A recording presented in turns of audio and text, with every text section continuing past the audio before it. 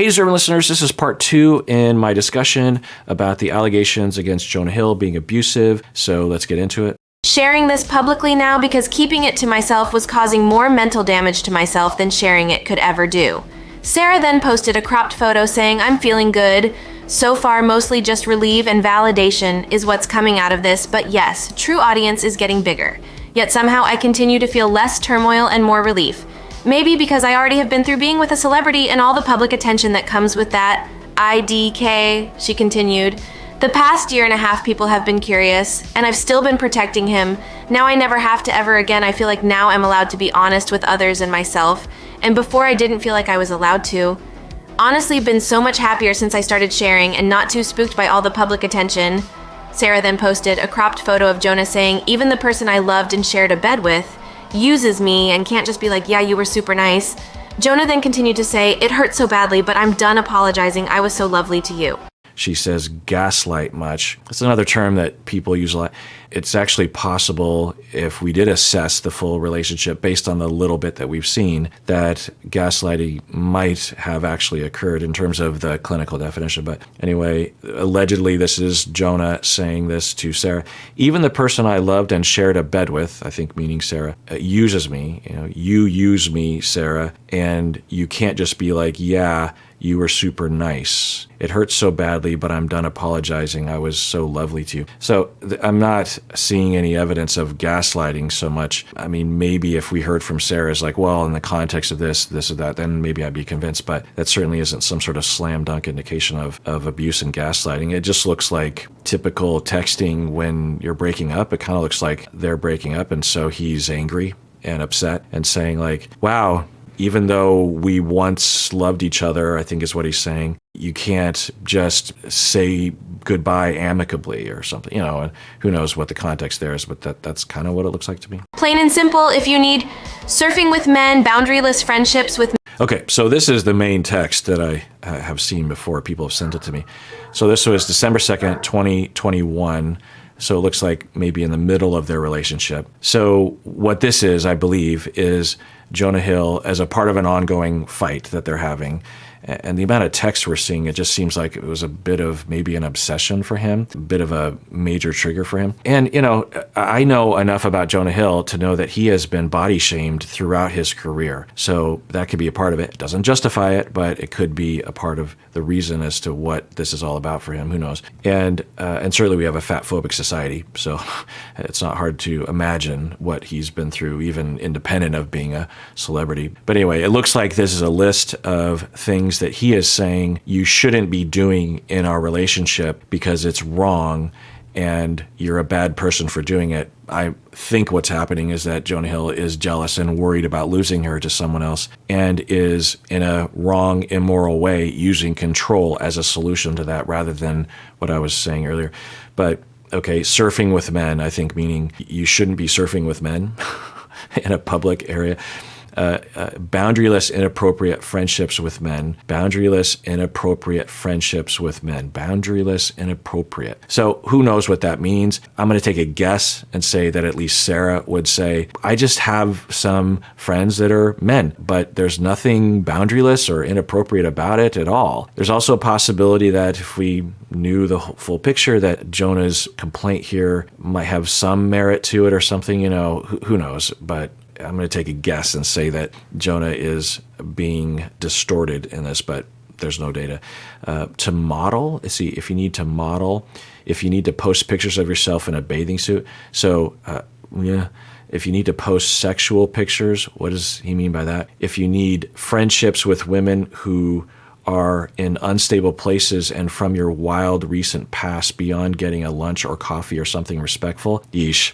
So, I don't know, but this has some major red flags of the typical abusive profile where the abusive perpetrator will prevent and limit or highly modify the victim's relationships. Sometimes it's so severe that the victim ends up having no relationships. They're completely cut off from their family and their friends, and they don't work away from the home. But in the beginning, it can kind of look like this. I don't know if that's what this is, but it doesn't look good at the very least. But in the bottom, he's like, if you need to do these things, then I'm not the right partner for you. So who knows? But if it was a pattern in this relationship for him to use breaking up with her as a control device, which is somewhat common in abusive relationships.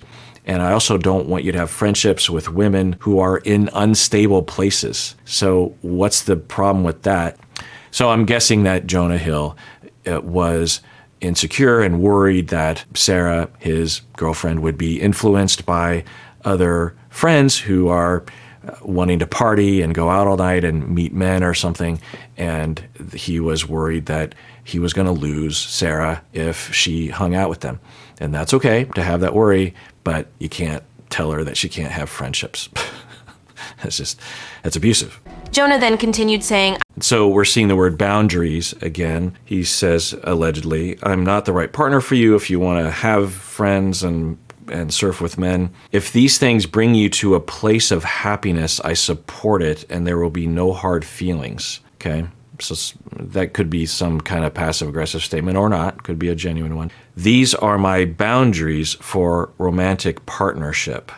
Okay, so there's a world in which Jonah Hill could say and have said that I have a problem with jealousy and I beg of you, even though this is totally wrong, it's not in the text, but I'll just allow for this possibility to have been discussed in this way at times anyway, that he could say, I have a problem with my attachments, traumas, and with jealousy, and it's so unfair that I'm doing this to you, but if you could please not do X, Y, and Z. And if that can't be accommodated, I don't know if this is going to work because I'm just going to be constantly in pain. I'm working on it in therapy and I'll get there eventually, but it's just too much of a trigger for me. A more common issue along these lines would be that you have infidelity in your past, maybe even in the relationship that you're currently working on. And as the victim of the infidelity, you are worried that your partner is going to cheat again. And every time you look at the person on their phone texting someone, it re-triggers you. And you're like, oh, are they texting someone and they're going to cheat on me? And you can have conversations, and I've had these conversations with clients where they make arrangements where the perpetrator of the infidelity, or maybe even just a partner who's never cheated, but cares about say you in the past had a partner that cheated on you quite a lot, and your new partner you're displacing and worried that they are going to cheat on you, and you ask, hey, is it okay if I can look at your phone every now and then? I know that's an invasion of privacy, and if that's a deal breaker, then I won't do it and I'll figure out some other way. But it would really help if I could just reassure myself and look at your phone every now and then. Given my phobias and given my place in my healing, it would really help if I could do that. Now, do you have the right to force your partner to do that? No, it's an invasion of their privacy, but certainly those arrangements can be made. And for some partners, they'll be like, yeah, sure, go ahead and look at my phone. Or the partner's like, yeah, no, I don't want you looking at my phone. I'm not cheating on you, but that's just going too far. Is there something else I can do to reassure you? So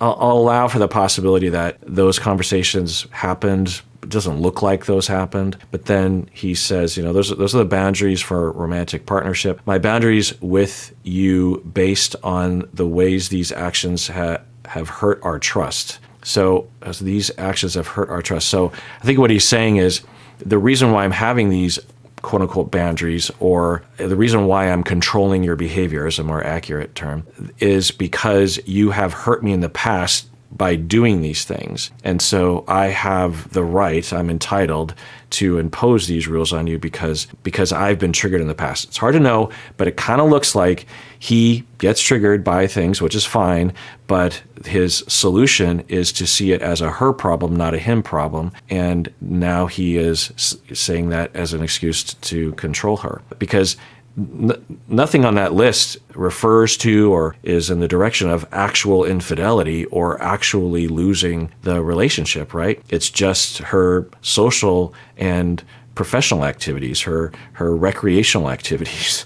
So there's nothing in there that is inherently threatening to the relationship. So yikes. Now, if something on the list was there of just like, you can't get super drunk and hang out with your ex-boyfriend because remember that one time you got together with him. Something like that, you could imagine a boundary around, and us as an audience looking at it might be able to relate to it, but nothing on this list. I mean, modeling, posting pictures of herself in a bathing suit, she has the right to do that. One, two, she is a surfer, so that's just a part of the situation. But even if she wasn't a surfer, like, she can do whatever she wants with her social media. To post sexual pictures, what does that mean exactly?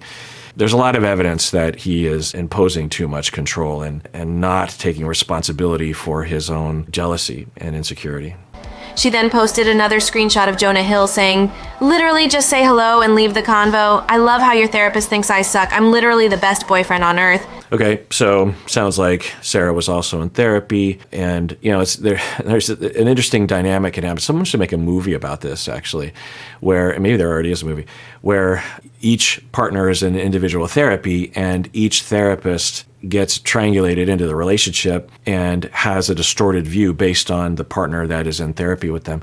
And they end up in fight, like you could have a rom-com where the two therapists see each other and, oh, that's my client's partner's therapist. I have a bone to pick with that therapist because, you'll hear these things. A client will come to me and say, my wife's therapist says that you're wrong and that they're right. And so that'll happen. And as a therapist, you have to learn how to navigate that. So you could have a rom-com where the two therapists see each other and then, hijinks ensue and then they end up getting married themselves.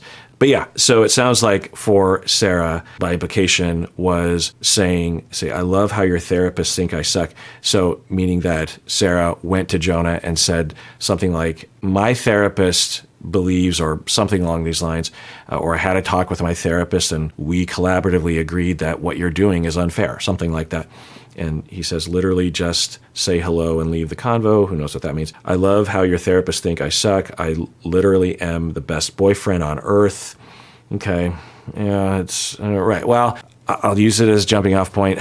I've treated perpetrators who will say things along these lines where the refusal to admit that they're wrong, the distorted view that they're the best partner, the semi-gaslighting aspect of that, of you'll never find someone better than me, you don't deserve someone better than me, what about your past exes, they were worse than me, we all agree upon that, so therefore you should just put up with whatever I'm doing because by comparison I'm better than other people, is it's interesting. So I don't know if that's what we're seeing, or we're just seeing two people having a fight or breaking up. I mean, the average breakup, non-abusive breakup, will have texts like this, so it's hard to tell. I feel like we can make some conclusions based on what we're seeing.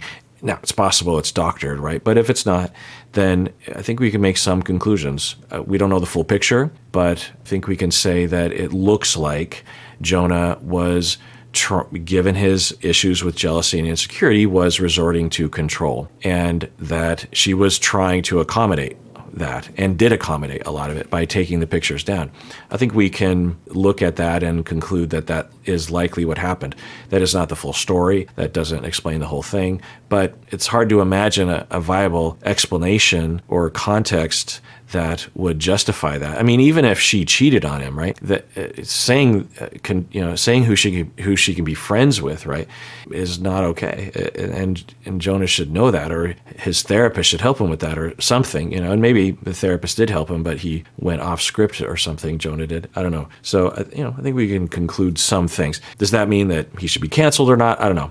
It really puts Jonah Hill in this weird position. I guess it's another layer here, which is, okay, fine, you're Sarah and you felt abused and maybe were in this way. And we don't hear any allegations of physical abuse or things along those lines. So not that emotional abuse and verbal abuse can't be very abusive and very harmful, because it can be sometimes more harmful than physical abuse. But the extent of what we're seeing, I'll just give my own clinical opinion on this, that I've treated perpetrators of varying degrees. And the things that I'm hearing, if it's the full story, I would have put this perpetrator profile as being extremely mild. A problem and abusive and needs to change, but not nearly in the same category as a lot of the other perpetrators that I've treated. People who beat people regularly, who have actively gaslit and the gaslighting has worked. People who for 20 years will prevent the victim from having any relationships outside. We don't have to rank things. It's not like some people are more victimized by but I'll just provide that context. And I feel like in today's internet context, it's great that people are more aware of abuse. If someone like Sarah had come forward 10, 20 years ago with this, I think the vast majority of people would not sympathize with Sarah at all. Whereas today, you will find more sympathy and more understanding because there's more awareness of abuse. So that's great.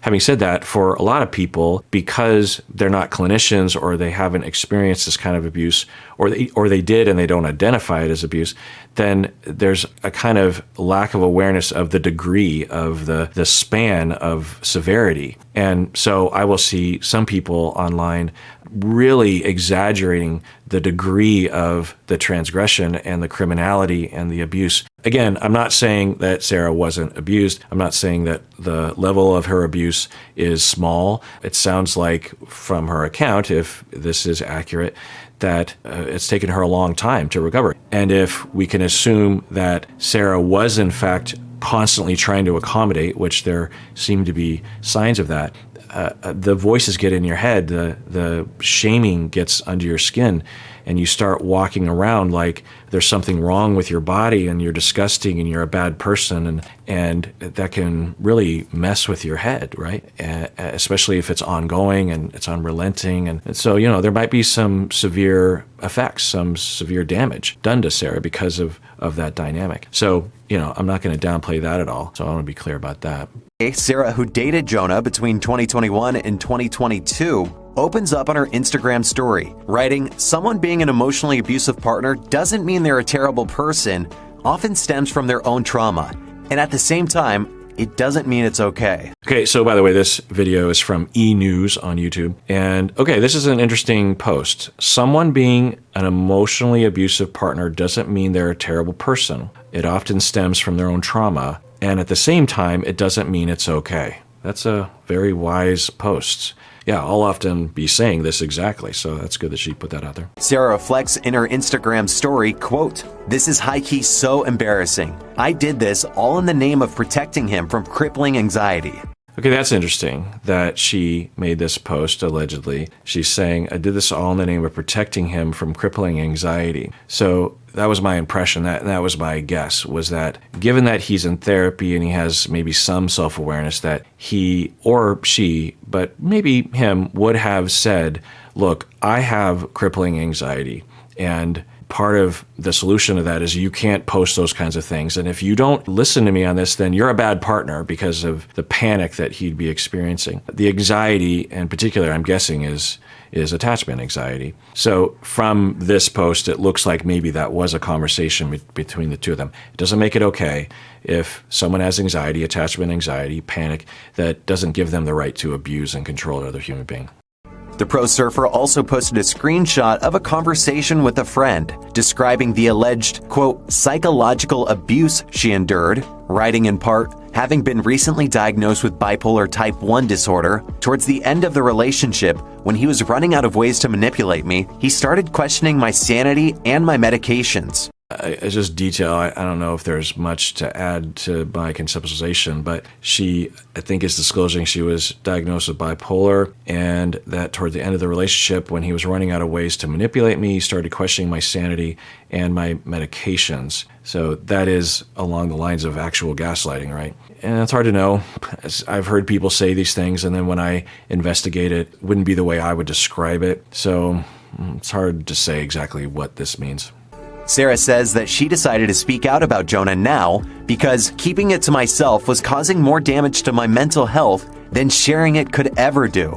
Having said that, what I said earlier, given what we saw in the text exchange, if accurate, it wouldn't be counter to what we saw before for Jonah to engage in something along those lines, where he, in his effort to gain control as a solution to his anxiety, his attachment anxiety, he would maybe even see things, not lie to Sarah, but literally be distorted or desperate enough to convince himself that her diagnosis of bipolar or the medications that she was on somehow made it so that she was a problem and was more likely to cheat or leave him or think things that were against him.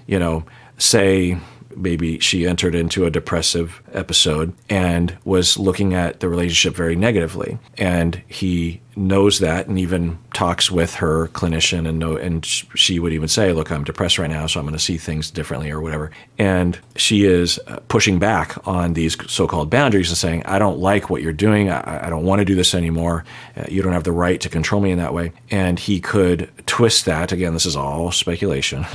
There's no data to back this up, but I can see a world in which he could see that, her asserting herself, asserting her rights as a result of her bipolar and maybe meds or mood or something, and says, oh, you're only doing that because you're depressed and you're bipolar, you're not on the right meds or you don't have the right therapist.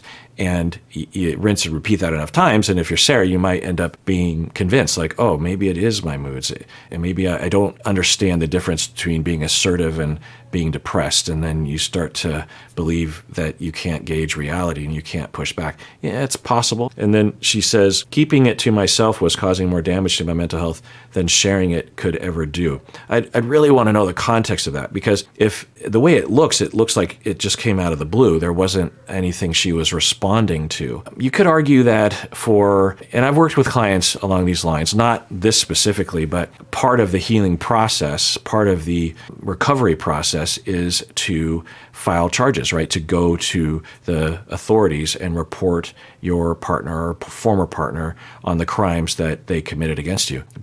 And most victims don't do that because the legal system isn't very conducive or safe for victims to come forward. Increasingly so as we move forward, and there are pockets of law enforcement professionals who can be trusted, absolutely, but it's hard to know.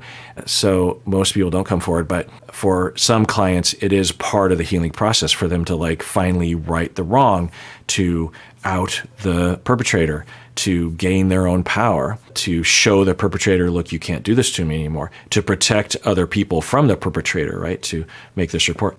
It doesn't always work out that way, but it can be a part of the healing process. So maybe it's something along those lines, but that's quite different, right, to go to the authorities to report someone and let the authorities kind of sort out the validity of the claim. That's quite different than posting to 8 billion people an allegation, right? And is that moral? It really depends. If Jonah indeed was abusive, what do I think? I don't think that this is just a great trend to happen, but people should be able to speak their voice and they should be able to say what happened, and victims, if there's negative consequences to the perpetrator, then don't abuse people. How about that, right? So I don't know. I just feel like there's this trend of it going too quickly to the public. Do I believe that the perpetrators should be outed? Yeah, I do. Should perpetrators be held accountable? Yes. Should they be given an opportunity to stop? Sometimes that confrontation gets them to look at it, or at least forces them into treatment so that they can be forced to face their issues. Yeah, that can all be good. So, okay. But there's another possibility, and maybe I'm missing something, that he was attacking her online or something, or continuing to abuse her or something. And so this was, by outing him, this was her way of drawing a boundary, of trying to establish some control over her life and her mind or something. It's possible. What do you think? She added, "It's been a year of healing and growth, with the help of loved ones and doctors, to get back to living my life without guilt, shame, and self-judgment for things as small as surfing in a swimsuit rather than a more conservative wetsuit." Yeah, given what we saw in the text exchange, and if that's just the tip of the iceberg, and if we're reading it right, which we can't really know, then yeah, it would take a while to recover emotionally. It gets under your skin, And if she was abused in that way, then I'm glad that she was able to get the help and that she was able to recover. Sarah later shares a message for Jonah, who welcomed a baby with girlfriend Olivia Miller earlier this year, writing, "I hope my ex has a daughter. Maybe she'll turn him into a real feminist." She continues, "Because the fact that he calls himself a feminist now is laughable." All right, well, I think I've consumed all the media. I watched a lot of things and read a lot more articles. It just seemed to be a repeat. I'm guessing there will be more developments to this story as time goes on. Who knows? Maybe not. I'm guessing Jonah will have to make some sort of statement in the future. Maybe not. Who knows? I imagine that he and his team are contemplating it, are trying to strategize about what to do, because, his career, his legacy is on the line potentially, and you would want to be careful about how you respond, right? Who knows? But I could see, given the documentary that I watched, Stutz, the way that Jonah talked about his own process of healing and therapy, and the sort of vibe that he had, at least my impression, I could absolutely see him really trying to own up to what he did to Sarah. I could see that. I could see him publishing something that was in-depth and vulnerable. And if so, then that would be great. For me, as a consumer of movies and TV shows, I would give him a second chance if he were to sufficiently do that. I could see another world in which he sues her for defamation. That could happen. I could see a world in which he defends himself by pointing out all the problems that she gave, that she presented in the relationship. Maybe he would bring up the bipolar aspect of this and try to play that card. Maybe there's actual data. Maybe she's a bigger monster than is implied that he is. Maybe she has a lot of problematic behaviors. We don't know. So maybe he'll do something like that. Yeah, I don't know. I guess we'll find out. And maybe I'll make a video of that when that comes out. And everyone out there, please take care of yourself, because you deserve it. You really, really do.